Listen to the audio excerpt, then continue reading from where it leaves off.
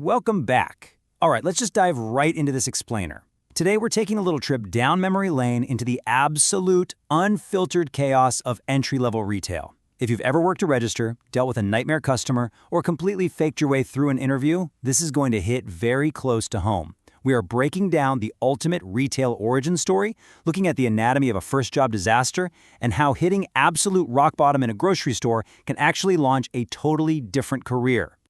Picture this. You're broke. You desperately want money for food, maybe some camera gear to start a YouTube channel, and, that vague concept of adult independence. Just one tiny problem. You have the work experience of a literal potato. So, what do? Well, you apply anyway, obviously. And that brings us to level 1, the interview lie. So you're sitting there in the interview, sweating, and the manager hits you with the dreaded question. So, do you have any cashier experience? Your internal monologue is just screaming. Absolutely not. I barely know how self-checkout works. But what actually comes out of your mouth? Yeah, a little. Boom. Instant regret. You just bluffed your way into a job you are entirely unqualified for. All right, welcome to day 1 on the floor. I like to call this first day NPC energy. You're trapped in this stiff, super awkward uniform, standing weirdly, absolutely zero idea what to do with your hands. You've got this painful, fake smile just glued to your face. Everyone else in the store is zooming around with total purpose at like 2x speed. And you? You look like a Skyrim NPC buffering in place, just waiting for the dialogue options to load. Then comes the training. It is a total disaster of information overload. The veteran coworker explains everything way too fast. They're like, okay, press this button for refunds, this one for debit, type in this 4-digit PLU code for Macintosh apples, but a completely different one for Red Delicious. Anyone who's worked retail knows the absolute nightmare of memorizing those produce codes. And then the trainer casually drops this bomb. Oh, and if the machine starts beeping red or freezes, call a manager. Right then, your internal monologue is just pure panic. The machine can what? But you just nod along, right? Pretending you're absorbing all this crucial info when the harsh reality is you remember absolutely nothing. You're flying totally blind. Which perfectly sets us up for level 2, the customer from hell. Because in retail, the calm before the storm is a trap. At first, things are actually going okay-ish.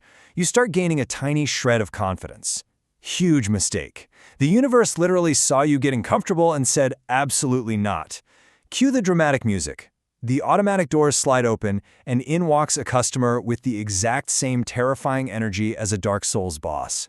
You know that harrowing cinematic intro that basically screams, "You are about to get destroyed?"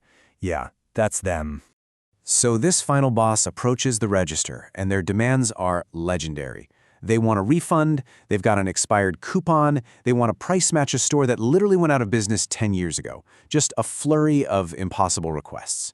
So what do? You panic. You start mashing random buttons. Suddenly the machine starts making noises you have never heard before. Honestly, at this point, you genuinely think you just launched a missile. And here is the ultimate tragedy of ancient retail tech.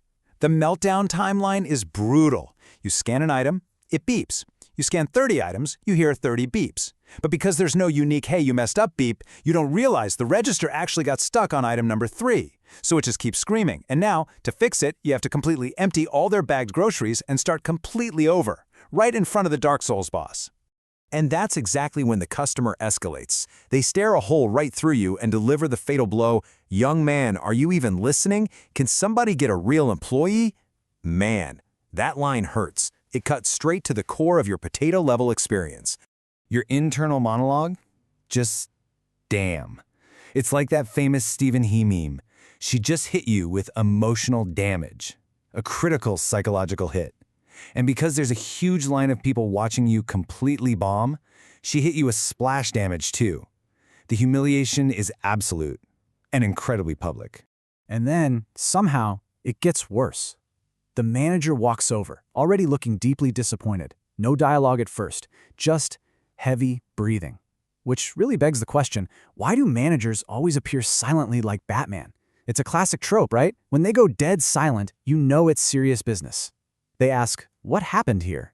You try to explain, but it's just way too many words. You're stuttering, you're accidentally incriminating yourself, all while your coworkers pretend they aren't watching. And that leads us right to the climax of our story. Level 3. The fatal mistake. The manager just sighs and gives you one simple instruction. Just void the transaction. Now, if you recall from training, you retained absolutely zero information, so you freeze. You completely forgot how to do it. There's this long, excruciatingly awkward silence. Your brain just fully blue screens. The Windows XP shutdown music literally starts playing in your head as you just stare blankly at the screen. There is just no recovering from the blue screen of death, which brings us to level 4, the walk of shame. The manager hits you with the absolute classic. "Can I see you in the back for a second?" Let's be real here. Nobody in the history of retail has ever heard that sentence and thought, "Wow, I'm probably getting promoted right now." Nope, it is an instant death sentence. So you're in the back office and the manager is trying to be super professional, giving you the whole "we just don't think you're the right fit" speech. Meanwhile, your internal monologue is going, "Brother, I knew that on day one." You sit there nodding, pretending to be super mature and accepting this constructive feedback. But internally, it's pure embarrassment, pure panic, and you are rapidly trying to calculate your bank balance in your head. And then comes the absolute saddest part of getting fired from retail, returning the uniform. Seriously, why does handing over a cheap plastic name tag feel exactly like a failed video game side quest? You have to do the walk of shame back through the store, your coworkers completely avoid making eye contact, the automatic sliding doors open dramatically to the parking lot, and you walk outside completely unemployed. But hey, every great origin story has a twist. Let's look at the epilogue, unemployed to creator. At the time, it genuinely felt like your life was over. But looking back, it's honestly one of the funniest and most pivotal things that could have happened. This disastrous job experience gave you the exact motivation needed to pursue a totally different path. Getting fired pushed the drive into making YouTube content into total overdrive. Because you realize something important. If you're going to suffer and struggle in life, you would much rather suffer making videos you actually care about than getting yelled at by a Dark Souls boss over expired coupons. And to that manager out there, if you happen to be watching this explainer, the register didn't freeze because of my potato experience. It froze because your system sucked. Respectfully. All right, thank you so much for hanging out and following along with this explainer today. Have you ever had a retail moment that completely blue-screened your brain? It really makes you think about how those terrible early jobs shaped exactly where you are today. Keep learning, keep leveling up, and I will catch you in the next one.